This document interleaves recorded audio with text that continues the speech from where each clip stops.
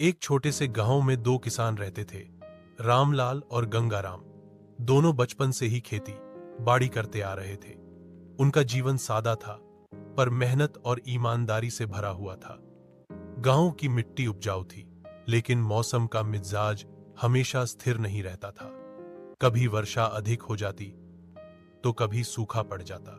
रामलाल धैर्यवान और सोच समझकर काम करने वाला किसान था। वह खेती में नए तरीकों को अपनाने में विश्वास करता था। उसने अपने खेत में अच्छी नालियां बनवाई थीं, ताकि पानी की निकासी ठीक से हो सके। वहीं गंगाराम मेहनती तो था, पर पुरानी परंपराओं को छोड़ना नहीं चाहता था।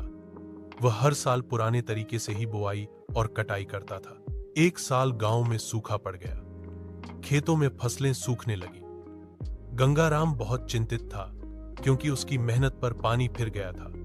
दूसरी ओर रामलाल ने पहले से ही अपने खेत में पानी बचाने के लिए छोटे छोटे तालाब बना रखे थे। उसने बूंद बूंद सिंचाई की व्यवस्था भी की थी। नतीजा यह हुआ कि उसकी फसल कुछ हद तक बच गई। गंगाराम रामलाल के पास गया और दुखी होकर बोला, भाई, मेरी सारी फसल बर्बाद हो गई। अब परिवार का पेट कैसे भरूंगा?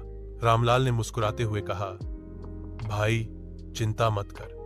मैं अपनी फसल का कुछ हिस्सा तेरे साथ बांट दूंगा, और अगली बार खेती से पहले तू भी मेरे साथ नई तकनीकें अपनाना।